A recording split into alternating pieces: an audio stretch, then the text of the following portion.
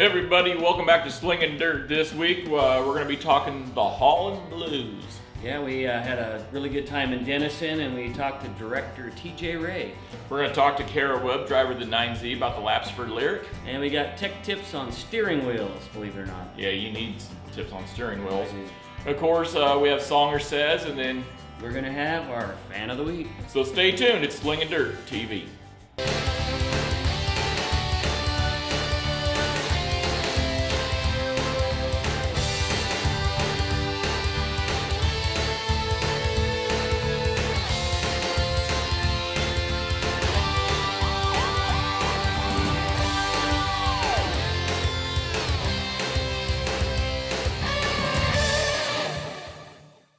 Hey everybody, welcome back to Slingin'Dirt TV. I'm Buddy Ray, and of course, what's your name again? My name is Jack Pearl III. That's right, okay. We're 6th place in an A feature.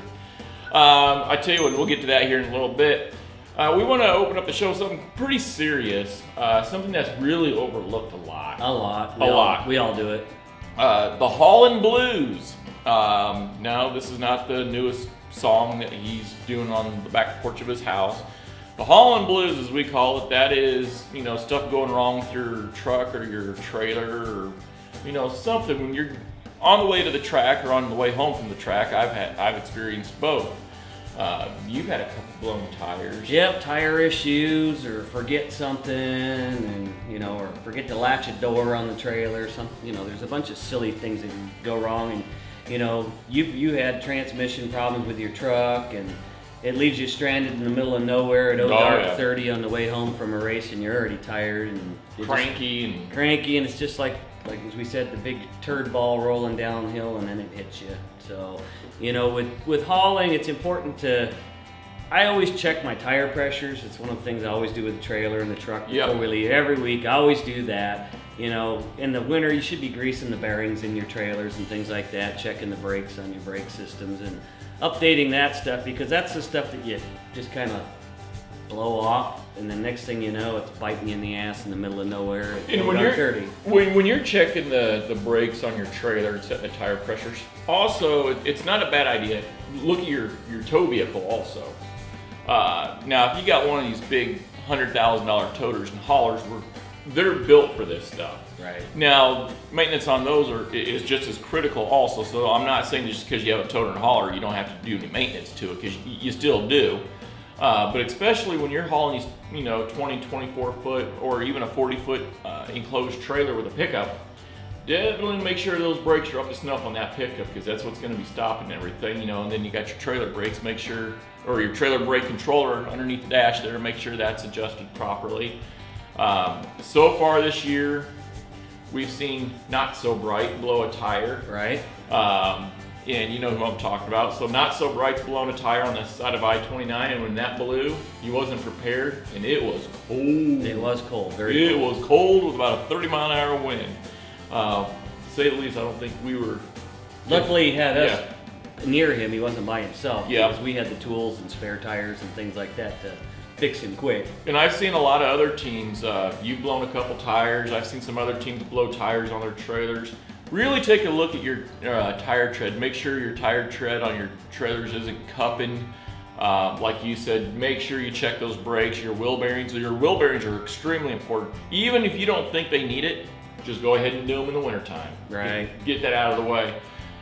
Those quick lube hubs are really nice. If you can get those that have the grease zerk in them, you just pump a couple squirts in there, that will save your bearings big time. Is that what you have on yours? No, I don't, but I have a lot of boat trailers, and you can go to almost any marina, and they have those they go right over the bearing cap there, and you just pop that cap off, and it's a cap with basically with a zerk fitting and a spring in it, and it makes keeping your bearings lubed to where you can tell, because the spring will compress it, and you can't over grease them, so don't over grease them either. But the one thing I wanted to talk about is tire pressures on your trailer tires. It seems like today's modern tires that you get don't have a recommended PSI on it. It just says, don't run over this pressure cold. Now mine actually says recommended at cold, and I run 70 or 75 pounds in each tire, but that's what it calls for, cold. So what I make sure, Thursday nights at my house is always known as load night. and I check the tire pressures with it loaded. Yeah, oh, definitely. That's what we do too, and it's just critical, because I swear to God, the tire companies, they do that on purpose, because overinflating your tires is just as bad as running them with not enough air in them. I mean, super low. One stretches them one way and one stretches them the other. So, you know, make sure that you know with those if you're having problems like I was with blown tires, and find out that you have one tire that has all of a sudden a different pressure rating than the other three, because you had to get a spare, and then you inflated just because the other ones are 50 pounds, you put 50 in there. And the one thing I've also noticed is I see a lot of guys out there. Now, granted, we're not making a bunch of money in this sport. I went and looked at a bunch of trailers this winter, and you knew that. And one thing I was noticing on a lot of trailers is a lot of guys, to save money, are just taking 4 15-inch tires and just throwing it on the trailer. Or they'll take 4 16-inch tires and throw it on the trailer. The problem is, what I've learned is spend the extra money and get 4 matching tires. Even if they're good used tires, get 4 matching good used tires. You could take and I'm just going to throw a tire size out there, a 235 75 15 tire, car tire. But if you get 4 different brands, they're all different. Yeah, the staggers are all different. Yep, they are. And you know, and that's going to heat the tires up. That can cause the cupping. That can just lead to a whole myriad of problems. Just get 4 matching tires. I totally agree with that. And the other thing we haven't really talked about is your brake lights. I was going to go wiring. Yeah, wiring, brake lights. Yep. I mean, I think everybody that owns a trailer at one time or another has just gotten pissed off because their lights aren't working and you can't figure out what's wrong with it. 98% of the things that go wrong with lights is a loose ground wire. Well, here's a loose ground wire. A couple of weeks ago, we're down at Denison. Like I said, we'll get to that in a little bit. On my trailer, BJ had texted me and said my left turn signal and tail light was out. Right. On the trailer. Well, we're inside the trailer and we're like, well, everything looks good. Everything feels good. I understand why it's out, so maybe it's out. Well, my buddy Sean Coe, who hauled my trailer home, as soon as we plugged my plug into his Ford dually, guess what worked? It all worked. So it's at that point, the problem's not in the trailer. Right. It's in my truck wiring. So when we're talking about checking the wiring in your trailer, just as important, if not more important, is the wiring in that truck, in your tow vehicle. Yep, and it happens, and most of the trucks nowadays have fuses just for trailer lights, you know, yep. And you can blow those fuses, and most people don't know that there is a separate fuse just for trailer lights. Couple of things I would really recommend. I don't care if you're in a big toter or you've got just an open flatbed trailer. Make sure you have a jack. A jack, a spare tire, and the right size lug wrench. Yeah, the right size lug wrench. And it's actually not a bad idea. I actually have a set in the trailer. Get the little road safety triangles. You know, so people, when they come up on you, you know, the shoulders are out there on the highways and the interstates are not exactly 10 foot wide. No. And so when we're rolling down the highway with a 9 foot wide or an 8 foot wide, whatever the case may be, trailer, and you got a 3 foot wide shoulder, put those triangles out there, you know, about 100 feet back, and let people know, you know, you'd think they could see the truck and trailer up front of you. Stranger things have happened. Yeah, stranger things have happened. But definitely check that. Make sure your tranny fluid and your tow vehicle's up to snuff, oil change. I mean, just really go over all that. I see a lot of people that are breaking down on the side of the road right now this season, and a lot of it is, you know, well, there's some that's, you know, you can put a brand new tire on it and still run something over. But a lot of times it's just due to not keeping up with the maintenance on the truck and trailer. We are so ingrained to do the maintenance weekly on the race cars, right, that a lot of us just hook up to the trailer, throw it in there, and away you go. And that brings me to the next point: securing the load. Whether you're an open trailer, enclosed trailer, secure your stuff inside, or you're just going to have a big mess. Big mess because things are going to get shook around. I mean, we've seen posts on Facebook of guys losing their whole cars up the back of open trailers. And I actually watched that several years ago. I'm not going to name the racer, but it was probably 5, 6, 7 years ago. I'm on my way to Harlan. Guy had an open trailer, nothing fancy, but his car shifted, and when his car shifted, the back tires came off the trailer, and he's going down the road like that, and there's smoke going everywhere. And then there was another racer that was going out to Eagle, I think. Beatrice. Or either. Yeah, the one I seen was somewhere. I think it was well, he was either going to Eagle or Beatrice. Hobby stock. Yeah, out on I-80, and it came off, and a truck rolled in the ditch, and all kinds of bad stuff happened. So needless to say, secure your load, whether it's inside the trailer or not. You know, everybody forgets to lock the toolbox, and then next thing you know, the drawers are flying open. There's tools all over the trailer. So with that being said, I think we beat this to death. You know, you guys just check your stuff. I mean, at the beginning of the season, most everybody checks that stuff. About this time of year, getting into the middle of the race season, that things start to go wrong because we're just in a hurry and get complacent. So us in a hurry? Never. Never. Tell you what, we're going to be right back. We're going to go talk to one of our sponsors. You've been watching Slingin'Dirt.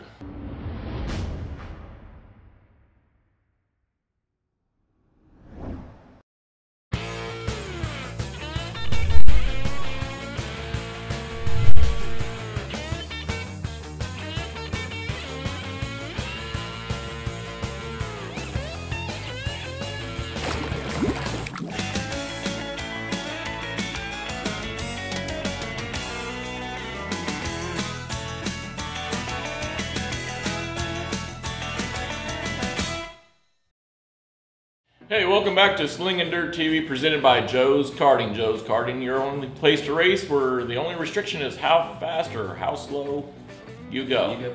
So, I can go pretty slow sometimes. Yeah. I'm setting world records right now going slow. You are right now, but speaking of slow, let's talk about fast. And the track we visited a couple weeks ago, Denison. Wow. Never been there before. You talked me into going. We had an off week at I-80. It's only taken me, what, 2 years? Yeah, I don't like getting out of my comfort zone, but you talked me into it, and you know what?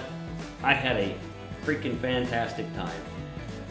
The people at Denison are very welcoming, down-to-earth, humble people. And their race director, TJ Ray, is just a good old boy doing an awesome job. He's got that wad of chew, and keeping that track alive. Oh, well, we're doing this, can't thank the crew well enough, just got that big wad of chew. He is a good old boy, but he's doing a good old job. Yeah. That track was fast, and it was smooth, no ruts, and I can't complain.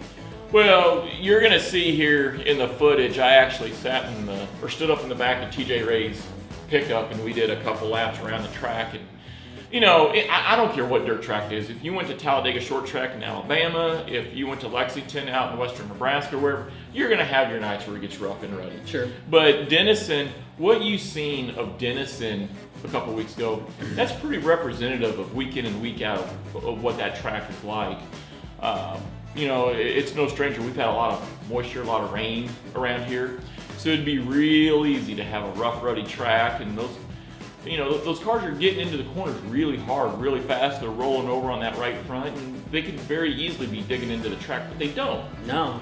And I've always said that your driving style is going to be suited well for Denison. You said my driving style is slow.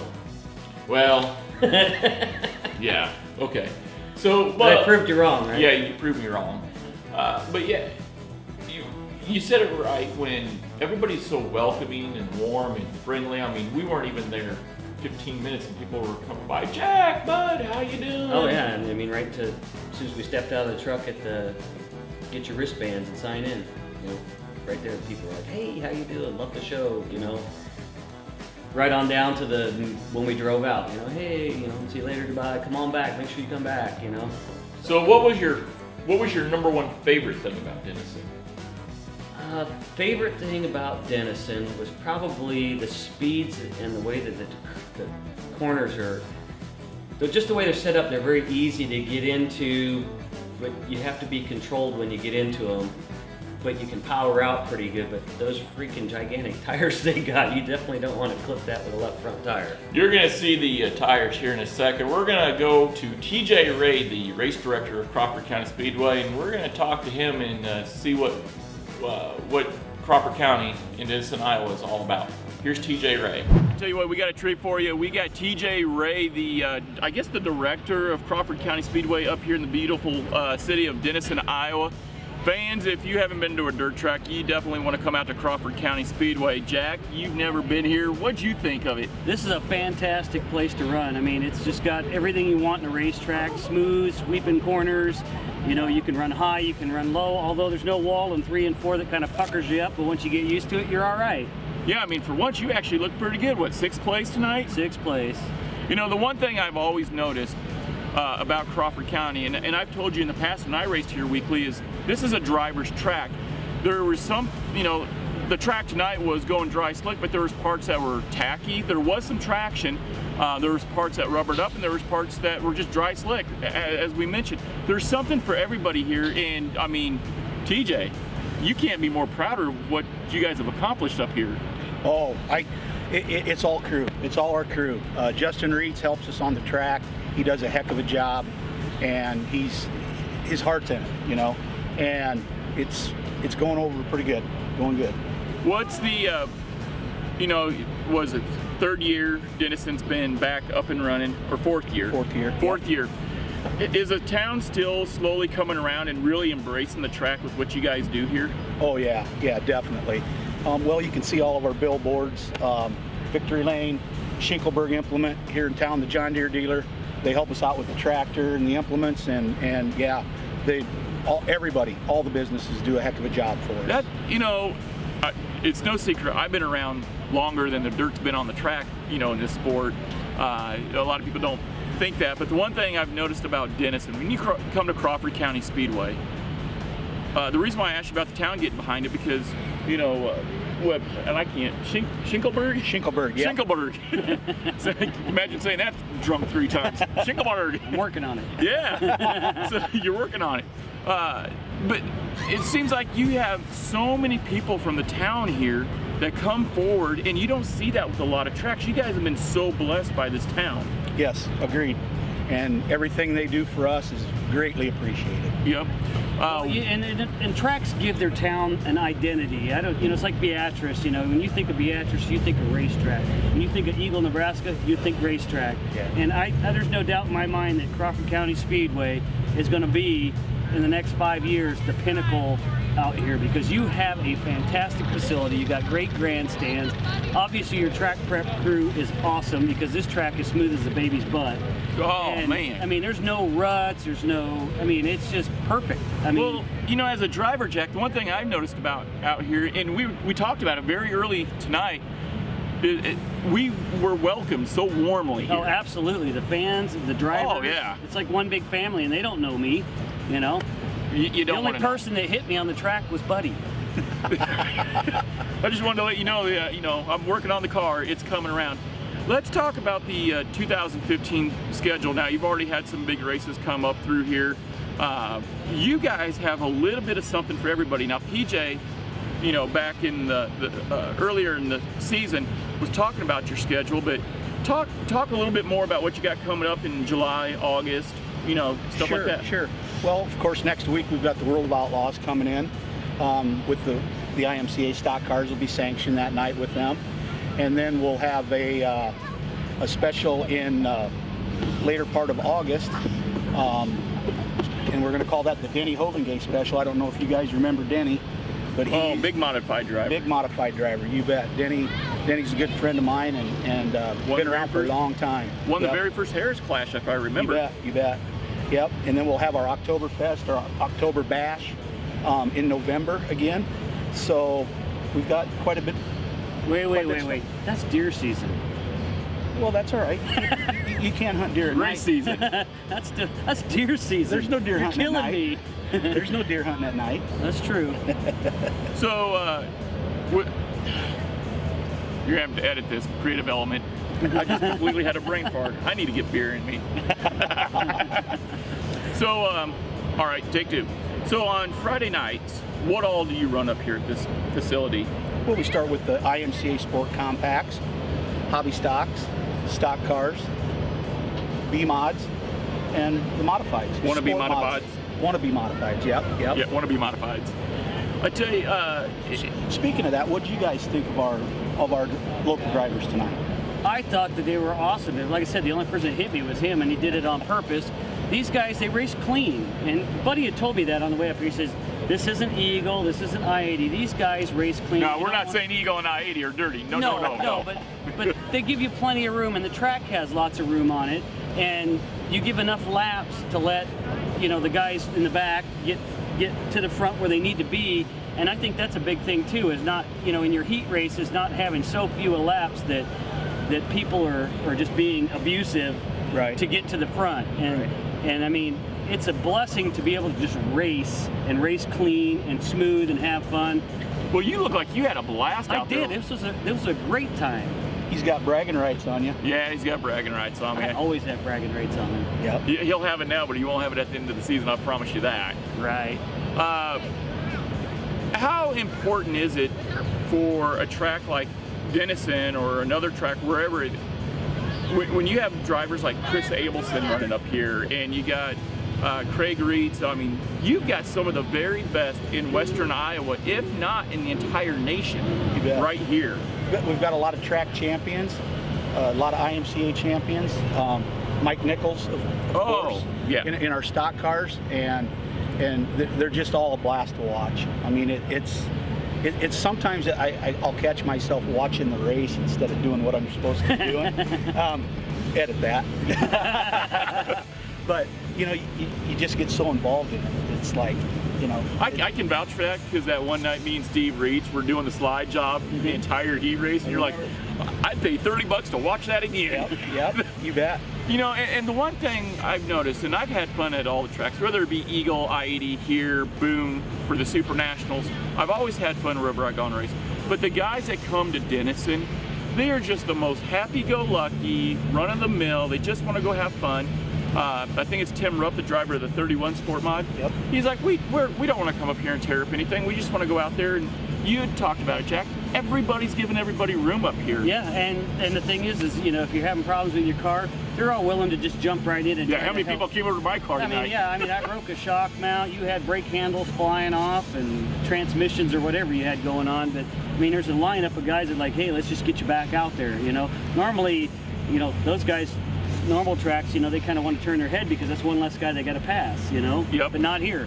It is a great crowd. I mean, from the second we drove in here, the people were welcoming, and they don't know me. I've never been here before. They know you, but they don't know me, at least only from the show. But I mean, they were, yeah. That's what show business. Well, I'm not. Well, you're famous. A superstar. Tonight I am. Yeah, he was tonight. I'm not gonna let him live it down. Tonight I am. Oh yeah, we got great video footage of Jack, you know, kicking my tail on the track. So what'd you break? Actually, we're not for sure, but it might be carburetor issue. Oh, I see. When we're running, we're fast, and then it falls on its face. What's the best way? It's right now. The brake pedal, yeah. What's the best way that folks can follow Crawford County Speedway and see what you guys are doing and what's coming up? ccsdirtracing.com, and also Crawford County Speedway Facebook. Crawford County Speedway on Facebook and ccsracing.com. TJ Ray, the director of this magnificent facility here in Crawford County, or in Denison, Iowa, which is in Crawford County here in Iowa. Come out Friday nights, and I tell you what, you guys couldn't have said it best. It's half the track and twice the action. It is. You guys got to come out and run this track. This is a fun track. If you've never been here, like me, you'll be coming back. It's only because he recorded his first top 10, he's saying that. Blah, blah, blah. All right, TJ, thanks a lot, man. Thank you, sir. Thank you. Thank both of you guys for coming. Appreciate it. You bet. It was great to have you here. No problem. You bet. All right, we're going to be right back, and we're going to take a break, and we'll talk to one of our sponsors.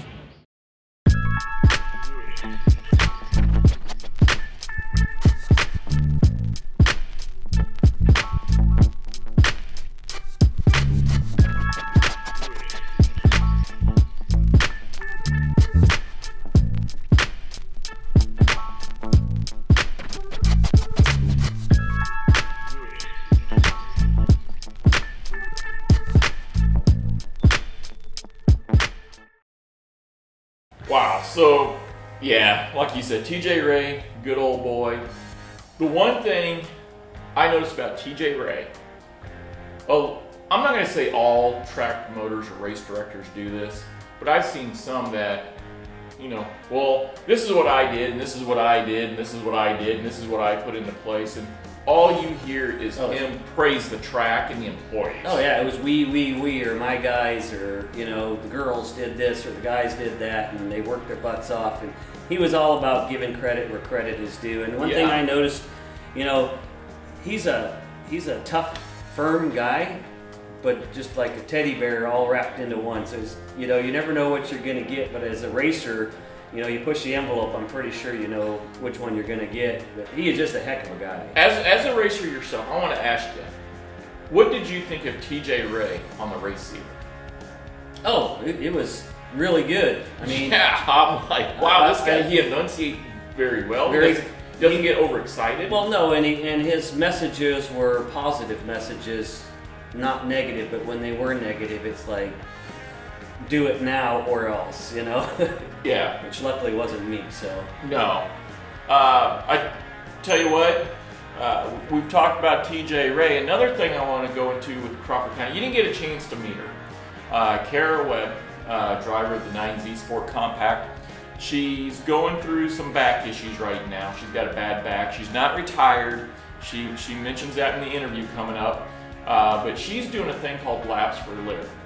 Now, you haven't been able to be a part of this. I have in the past, and this is kind of a big thing up in Denison. Now, I don't have the interview right in front of me, and Kara, I hope you don't get mad, but it's called Dravet syndrome. And if I remember right, it's either a severe form of epilepsy or autism. Yeah. One of those two. But she's going to be doing some stuff at Pizza Ranch here coming up in a couple of weeks on June 21st or 22nd, that Monday. It's right after Father's Day.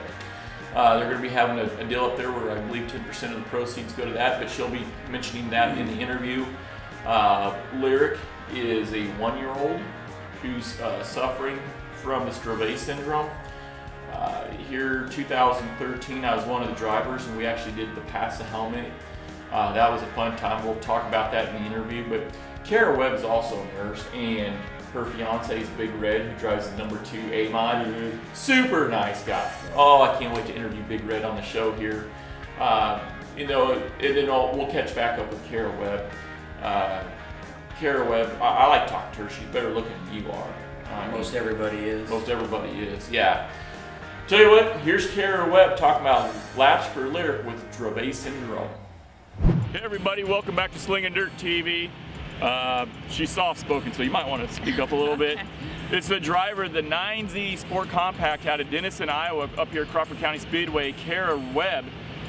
Kara, I just asked you before we went and shot this if you're still racing, and looks like you might be on hold, bad back. I am. I'm on hold for a little bit. Not really sure why it happened, or I had an MRI on Friday last week, and come to find out I've got a couple of discs that are pretty messed up. So my doctor wants me to hold off and race for a while, let it heal. So long term, a year, 2 years down the road. I'm still racing. Kara Webb's still racing, so not retired by no means. No.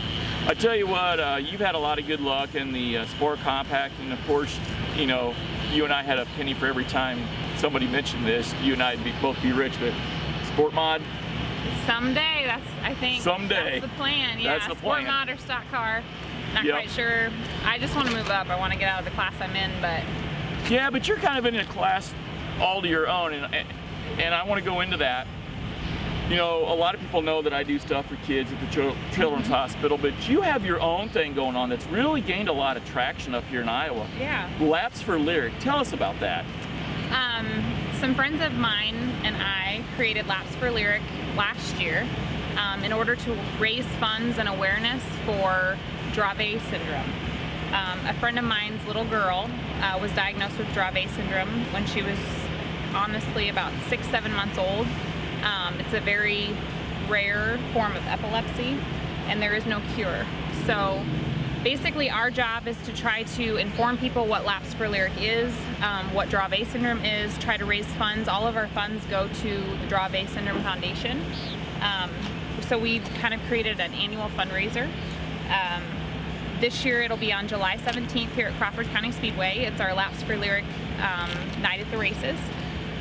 So basically we're just going to try to inform people of what Dravet syndrome is, maybe introduce Lyric. Last year she couldn't come because she actually had a seizure just before the races, so she was not able to come last year. Our goal is to introduce everybody to her. She's a beautiful, bright, redhead, blue-eyed little girl, full of life. But yeah, it's a very debilitating disease, both for Lyric and for her family. Basically you can have anywhere from 1 to 100 seizures a day. Lyric's is pretty well controlled. She had a magnet implanted in her brain, and it's kind of counter-stimulates the seizure activity. So they're kind of under control for now, but like I said, there's no cure for Dravet syndrome. So basically the funds that we raise and the awareness that we raise go toward the research in order to be able to find a cure. Now, back in 2013, I was racing here weekly, and I think that was the first year you were doing the laps for Lyric. Yeah. And I remember we were doing the driver handout in the stands. Yeah. Just out of curiosity, I think you told me one time, but I forgot, how much money did we end up raising that night? Our very first fundraiser, I think we raised right around $3,000 for... Just out of the stands? Just out of the stands, yeah. Basically, we did it past the helmet. A lot of the local drivers were really... I mean, they were generous and offered their time during intermission, and they brought their helmets up into the stands. It was kind of funny watching us do it, because I'd be like, don't give money to Shane DeMay's bucket, give it to my bucket, give it to my bucket. Yep. And then Shane DeMay would be like, well, don't give it to this guy over here, put money in my bucket. And then you got the Sport Compact guys going, put money in this bucket, please. Yeah. I know Kara Webb. Yeah.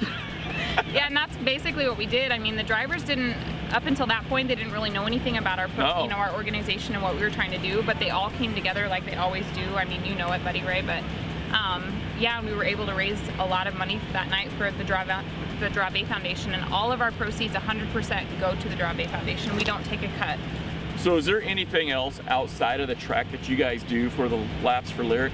Yeah, we're actually, this is the first year we're doing this, but Pizza Ranch here in Denison, they have agreed to join up with us, and we're gonna have a night in June. I believe it's June, it's the third Monday in June, June 21st, I believe, June 22nd. June 21st, yep. Yeah, it's a Monday night. Basically, we're gonna join up with Pizza Ranch, and then 10% of all the proceeds from that night are gonna go to our organization, and then all of the tips that we bring in that night are going to go to our organization as well. So when you say tips, are there going to be race car drivers there waiting on tables? Well, I will be there. So you will be there. I will be there. I'm not an active race car driver right now. Well, but... I got this mental image of Red Munson in a little thing. Come on, Red, big Red. Come on, you can go wait tables for one night. I'm pretty sure he would if I asked him, but no, basically people from our organization are going to be there that night helping to serve the tables and bus them, and then all of the tips that we bring in that night are going to our organization. So June 21st, Monday night, go up to Pizza Ranch in Denison, Iowa. See Kara Webb, Laps for Lyric, help her raise some money. Kara, we hope to see you back on the track this year. It's got to be killing you. It is killing me. It's really hard. I mean, fortunately for me, my fiance races all the time. My brothers do, so I'm still able to be out here and be in the dirt and be a part of it. Yeah, but when you look every direction and somebody in the family's racing and you're the sole one, it's got to be eating you alive. It is. I can't wait to get back out there, but I guess I just got to heal and get back out there when I can. So. Well, there you go. Everybody, it's the driver of the 9Z Sport Compact. She's just taking a little hiatus. She's not retired. It's Kara Webb out of Denison, Iowa. Come up to Crawford County Speedway. You can see her, Red Munson, her fiance. Go down to Shelby County Speedway. I'm sure you guys are down there all the time. Every Saturday night. Every Saturday night. So it's been Slinging Dirt. We'll be right back in a second. Well, so Kara Webb, you know, June 21st, 22nd, that Monday after Father's Day. You know, if we ain't got nothing going on and the cars are fixed and everything's running, well, you'll probably be stuck in Beaver Lake, Nebraska, somewhere in the middle of the weeds. I might make a run up to Denison and see how her fundraiser's going there at Pizza Ranch. Really good lady, but it's that time of the show where we're gonna have to go talk to the sponsors. So I tell you what, we're gonna take a break. We're gonna go get him some energy drinks or something, I don't know. We'll be right back here on Slingin' Dirt TV, presented by Joe's Karting.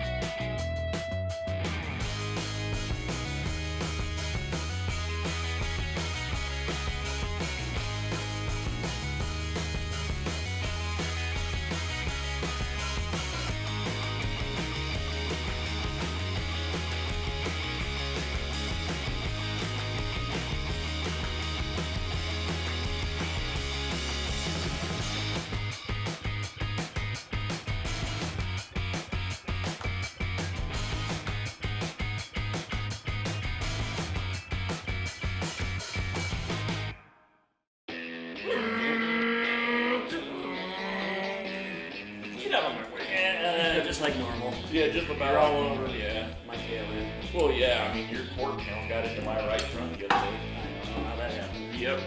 So, welcome back to Slingin'Dirt TV, presented by Joe's Karting, where the only restriction you have is if you're fast or slow, and judging by his steering, he's slow.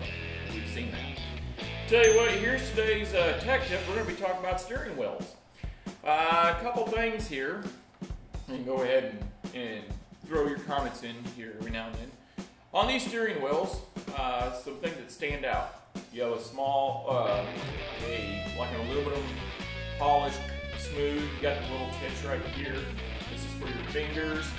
I've got the rubberized coated wheel. Same bumps or tips as we call them right here for your fingers. We've got a push button right here. And we got a snap collar right here. The snap collar. Now, I don't know about you. I've used both. I have, obviously this one, but my other steering wheel is the snap collar right here. And the one thing I've noticed is the safety crews, if you're in a wreck or get in the wall or do whatever, they like this better than they like this. Right, and the one thing, everybody has a personal preference. I like the smoother wheel because I can let it slide in my gloves. You like the I like knuckle it. Yep. And like I say, this is one of those things that people overlook too when you're servicing your car is servicing your steering wheel. This is like the most important thing in the whole damn car, and it's probably the most overlooked part. With these snap collars, you need to make sure that you keep them lubed up, because if that ball sticks inside of here, there's a little detent ball that clips in onto your steering column. You need to make sure that stays on. I know of a few people that have had the wheel come off while in a race, and they try to stab it back on, and it's next to impossible. Yeah. And usually the two that I know of hit the wall. So, and the other thing is to make sure that these bolts are Loctited in. Make sure they're tight and Loctited with the lock washer, even though you Loctited them in so that they don't come loose. You get on a rough, ruddy track, or even a track where you're doing some good hard racing and you're trading paint and sheet metal and God knows what else out there on the track. Regardless, what I'm getting at is we're taking a lot of beating and banging and bumping. And when you're taking the beating, banging, and bumping, you're taking a lot of vibration. And I've actually seen, not a lot, I have seen these bolts come loose in a race before. And that just comes down to the poor weekly maintenance on the car right there. But like Jack said, make sure, I wouldn't use red Loctite, I would just use like a low grade Loctite right here. Yeah, anything that's just not going to vibrate out. I will tell you, move my drinks out over here. I will tell you right inside here, one thing I do every week is I take a little bit of emery cloth on the shaft that goes up into the hole right here. I take a little emery cloth. If there's any surface rust, any imperfections in the middle, I take a little emery cloth, I'll clean it up, blow it off, and then I'll take some light oil or WD-40 and I'll just coat the end of the shaft. And then I'll actually go up here and, in my opinion, you cannot put too much WD-40 or PB Blast or anything on these things. No, absolutely I not. want it to be very, very fluid.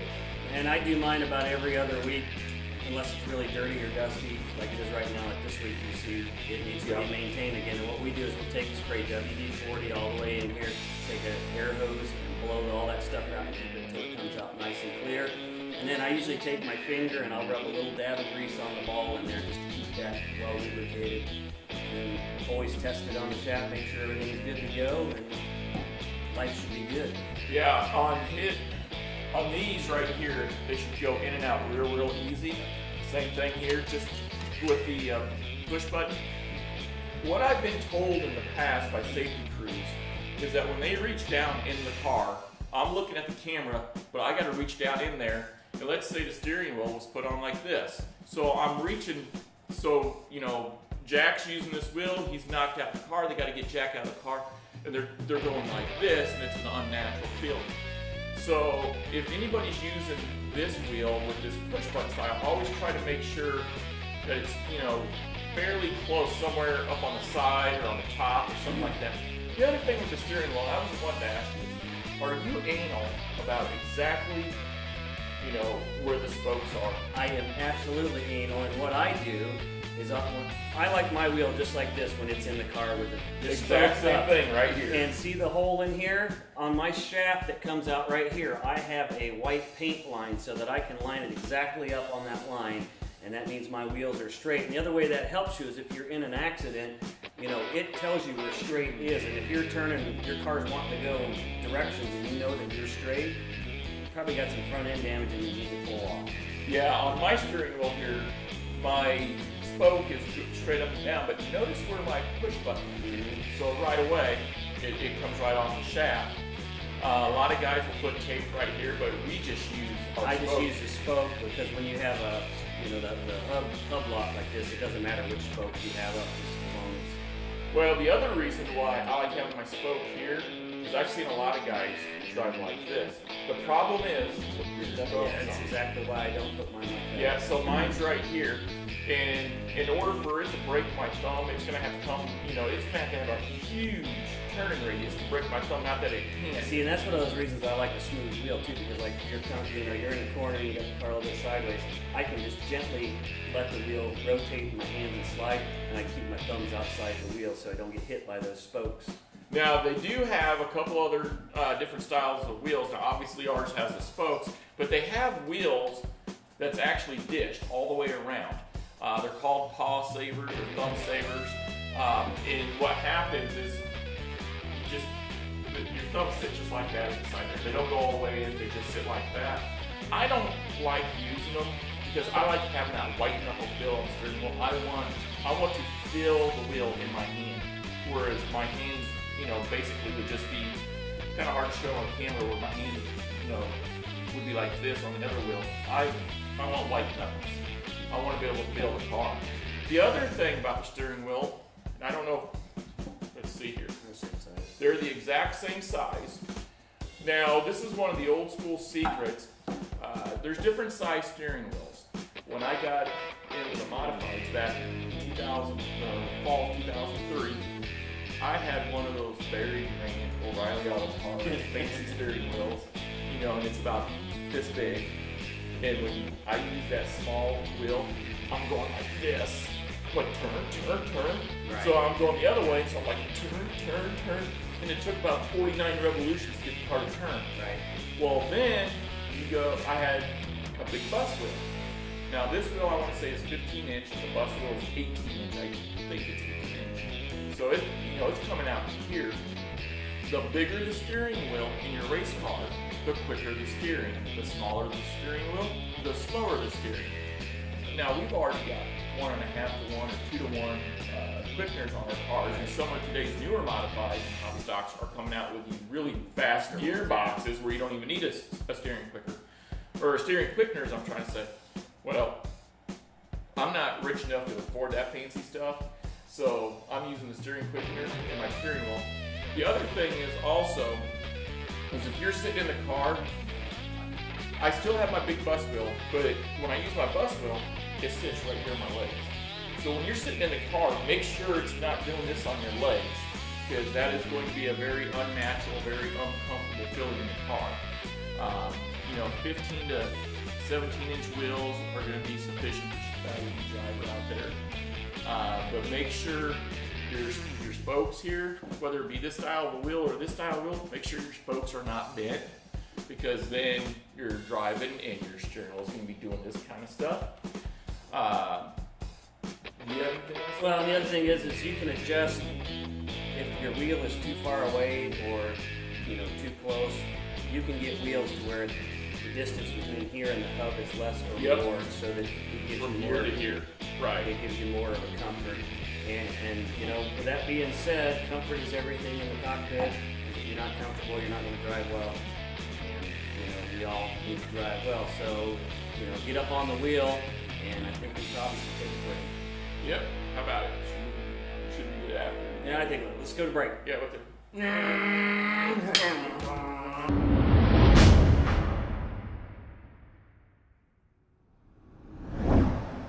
Would you like to see your ad right here on Slingin'Dirt TV? You need money, we need money. So if you want to sponsor an ad on Slingin'Dirt TV, email me at buddyj@joeskarting.com. It's BUDDY, letter J, at joeskarting.com. Karting with a K. gain some traction, become a winner by putting your sponsorship right here. Welcome back to Slingin'Dirt TV, presented by Joe's Karting in Council Bluffs, Iowa. Joe's Karting. You're faster than him. That's all I can say. So You're not. what? You are slower than dirt. Are you kidding me? Nope. I've won time and time and time again. Have you ever placed in the top 10 at Joe's? I don't know. Only in a race with 2 or less. Every time I go to Joe's, you unhook my governor, so.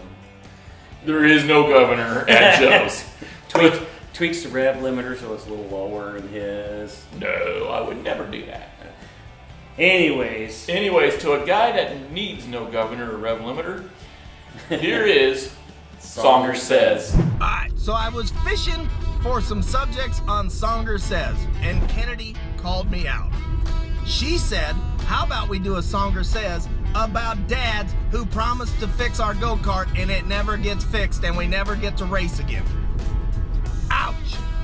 So it got me to thinking of all the sacrifices our families make so we can race, and also how we can sometimes be an ass just so we can race. I mean, our kids give up a lot of stuff so we can go weekly. Do they have fun? Sure, I'm sure they have fun. They make friends. They get to see people they wouldn't see.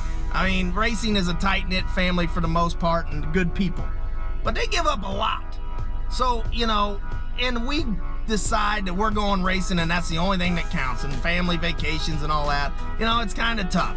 So, I mean, if you got a kid that you're trying to get in racing like I am with Kennedy, I'm the guy everybody should be bitching about on this video. Don't be giving up on your kid just because you want to go racing. Or don't not fix your kid's go-kart because it's going to take too much time. Make time, because I'm old. I'm going to be out of here in probably another 4 or 5 years. Kennedy is young, and so is Riley. And our time should be invested in the young. Because if we keep investing in old bastards like me, there's going to be no future. Nothing. So help these kids out. Remember what your family does for you. And take some time. I mean, when the kid wins, it's the neatest thing in the world. I don't care if it's my kid or someone else's kid. I love when the youngsters win. I love helping out younger guys. But I am very, very guilty of not helping out my own child, Kennedy, and I do apologize, and we will get the go-kart fixed. I promise. Yep. Songer doesn't need he doesn't need a rev limiter or anything like that. I tell you what, Songer is pretty adamant, and we are too. Where in the heck are all the Victory Lane dance videos? I don't know. It's certainly $500. I will tell you though, I was texting Jamie the other day, and you don't know about this. Oh boy. But drivers, if you want to see $500, you need to start doing these Victory Lane dances. It's the easiest $500 because come next year, we might have something else in mind. And wait till I tell you what it is after the show. It'll be a humdinger. Okay, well, we'll wait till after the show. Yeah, we'll wait till after the show. Obviously, we don't want you guys to know because I don't even know yet. So there you have it. But with that being said, you know, Songer, you never know either. So you never know with Songer. He's always got a rabbit. Yep. Somewhere, and he's willing to pull it out and beat you with it. So, anyways. Tell you what, we're going to take a quick commercial break. We'll be right back, and we're going to do Fan of the Week. You've been watching Slingin'Dirt.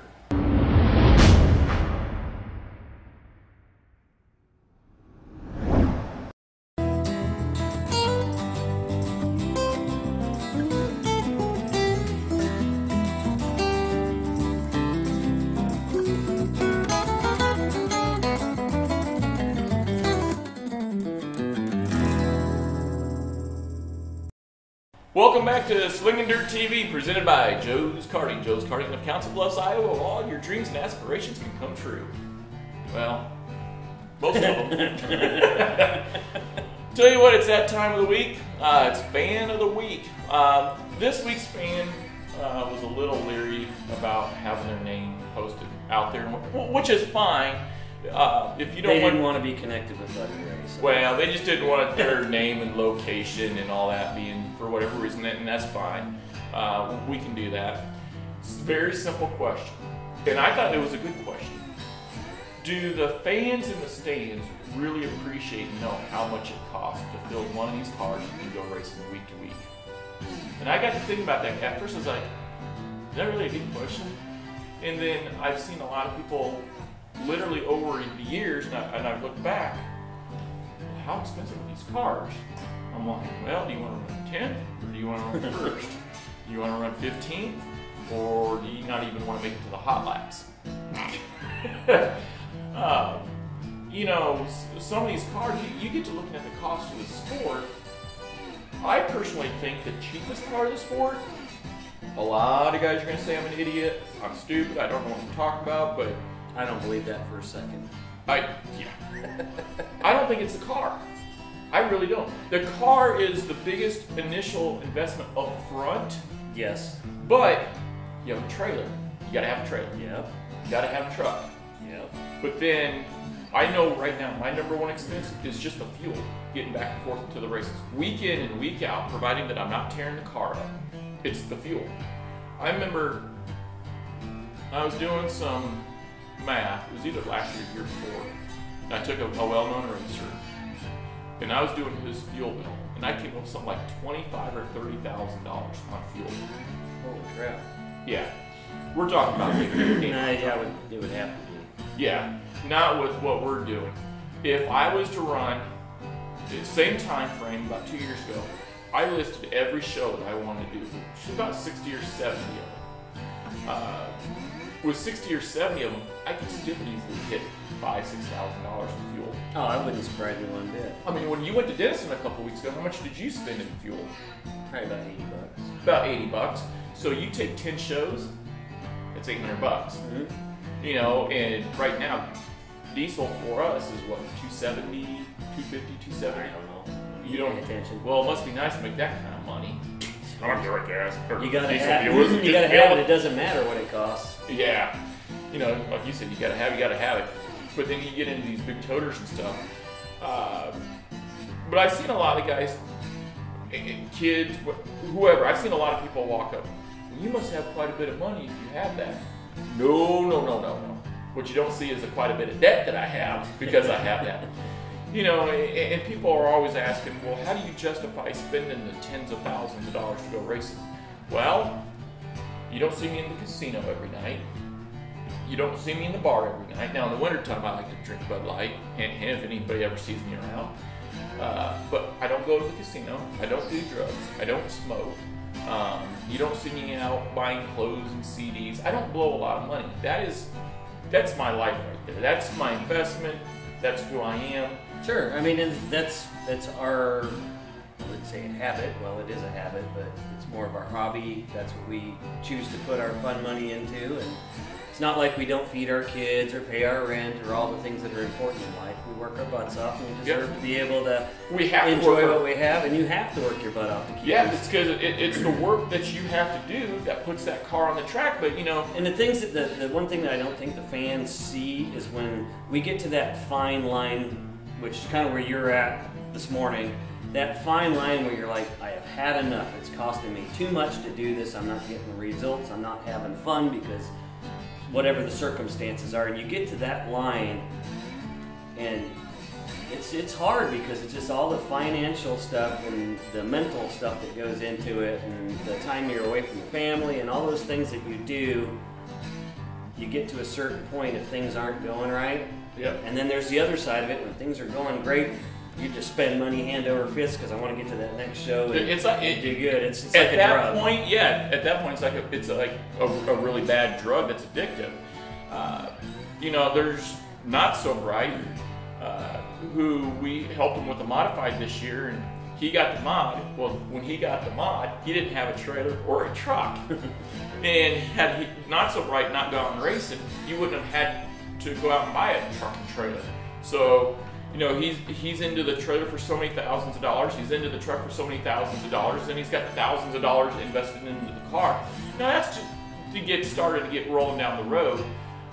So it is expensive, but you know, there's nothing else like the excitement of seeing the fans and going out there, you and I having a blast. Oh yeah, racing each other. Until you've sat in that seat and done that, you'll never understand. Even my wife at times, why are we spending the money on this? Why are we doing this? I'm like, hun, until you get in the seat, you'll never understand it. It's weird. I don't care if you're Chris Abelson, Jesse Sabine, Willie Ransom, Finks. I don't care who you are, what class you race in. We can describe it to the best of our knowledge, but until you sat in the seat and physically done it, you just won't know what it's like. it's a multifaceted thing too, because as a driver, you're concentrating on driving, but as you're going around the track, you're looking at the stands and you're seeing these, thousands of fans, and you can tell when there's a lot of fans there and when there's not. Yes. And you can tell that when there's a lot of fans there, the racing is always tighter, it's always faster, and you always pull your belts a little tighter. I mean, it's just that feeling you get. It's part of the atmosphere of racing. The car counts, you see high car counts, big crowds, that's going to be a rumble in the jungle, It's going to be exciting, and all that stuff wrapped up into one. When it all comes down to the end, we're entertainers. Right. We're putting on a show for the fans who pay to come see us. Now, we're not like actors where we get paid to put on a show. We put it on because it's what we love to do. Yep. But to get back to the question, do people understand or realize how expensive it is to participate in a sport? I got to looking at my truck. I don't know if you've ever broke this down, but I actually broke it down. So let's figure on the high end, $30 for a pit pass, depending on what track you go. $30 per pit pass. You got 4 guys, that's 104 times 30, it's $120. That's just for pit passes. Let's figure, now I'm talking sport mode here. Let's talk, 10 gallons of gas which is good for one night, at $3 a gallon. That's $30 in fuel. So now we're at $150. And then you haven't even figured in the cost of the diesel fuel. Let's take a new example. You said you went through about $80. Mm-hmm. So now we're at $200. Let's figure, round up with the odds and ends, the food, the ice, the beer, the soda, stuff like that. Let's call it $300. $300 to get to the track. Now let's take and go get a toter and see what that's going to cost. Yeah, and that's before we've even broke parts. Before we even roll the car out of the trailer. Yeah. So you're talking $300 to $500 a night just to get to the track. So now we're talking 4 weekends.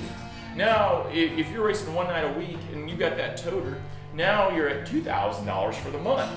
You take that times 6 months, you're at $12,000. Yeah, and the thing is you do what you can afford. That you can look through the pits as a fan, and you can see every size race team out there, from the little guy who's out there, which I did. I started out with a sport compact that I threw on one of my old mowing trailers that I had to cut the front off so it would fit onto this 2-wheel trailer, and that's how I went and started my racing career. And then to now where you can go all the way up, if you want to go all the way up to NASCAR, even with these gigantic semis and toters and haulers and motorhomes, or at the local dirt track level, guys that just have the toters and the haulers that travel and stay at the track. I mean, Abelson was talking to me and he was like, why don't you guys just stay at the track overnight and go here or go here? I said, well, A, can't afford it. Number 2, my wife probably wouldn't like me not coming home. And, you do what you can do with what's in that framework of your life.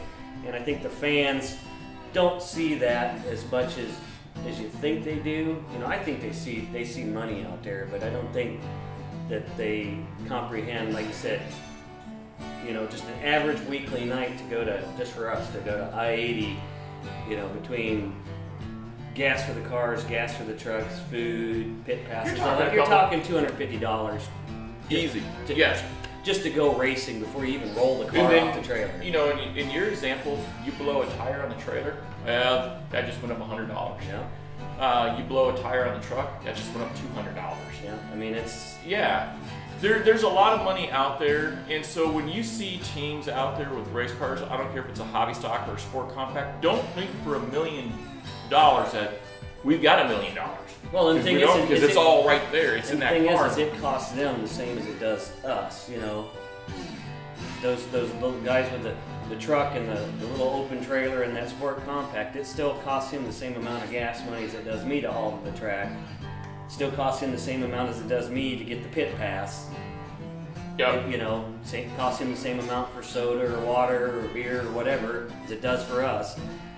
So don't, as a fan, don't neglect the little guy because he's putting every dollar he's got into it just to be out there to entertain you. In closing, though, before we sign out here on the Slingin'Dirt, I do want to go on this one little tangent real quick. When you see the amount of money sitting inside the infield at I-80 Speedway, and you're seeing what could be millions of dollars in equipment out there, and we've got everything invested in our livelihoods, our personalities, our personas, our minds, our energy, everything's invested in these race cars. Fans come out and see these tracks and see these drivers. I'm not saying that we're better than anybody, because we're not. God knows I can be pretty dumb at times. I'm not no better than anybody else, whether you have a car or not. But when people go on Facebook and they want to slam the sport, they're on Facebook, Twitter, Instagram, Pinterest, you name the social medium, I don't care what it is, Foursquare, MySpace, and they're slamming the sport. For the love of God, don't. When we're spending our money and we're trying to put on a show for the fans, it does the sport no good for the fans to get on there and just slam the sport, or hell, even the other drivers. It's a vicious circle. It's a vicious circle. You got to look at it, because without the fans, we wouldn't have races. Oh yeah, what's funny is the people that are slamming the sport. If 20 sport mods had to bow out of racing because we couldn't afford it no more, those people that were slamming the sport, or they didn't be slamming the sport, where the sport mods go? Well, you slam the sport.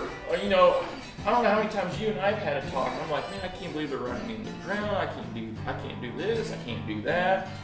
You don't see a whole lot of drivers out there being really negative about the sport. I mean, we squabble from time to time, but that's all it is. But when you see the amount of money that it takes to get out there, we want you fans so badly to come out to the tracks and see us. We don't care if it's Eagle, I-80, Denison, EIEIO Speedway in Egypt, or Shinzinko Speedway in Japan. Come see us. And the thing is, not just to the stands. Almost every track lets the fans go down in the pits after the races or before the races. Go down and see the driver that you were following. Go find his car, whoever it is. Everybody. If it's not me, go see Jack. If it's not me, go see Justin Zeitner. If it's not me, go see Josh Mose. If it's not me, just go see a driver. Go down and meet him. Go sit in their cars. Go see what it's all about. For that $10 ticket, you can really enhance that experience that you get by just walking, the 150 feet to go down to the pits and see us. Yep. So, I think you've seen enough of us for this week, don't you think, bud? Yeah, let's go to Joe's. I want to see if that steering wheel's going to work on that go-kart. I doubt it's going to make you any faster. Well, you've been watching Slingin'Dirt TV presented by Joe's Karting. We're going to get on out of here, go over to Joe's, put them in a wall. So, we'll see you next week. Have a good one.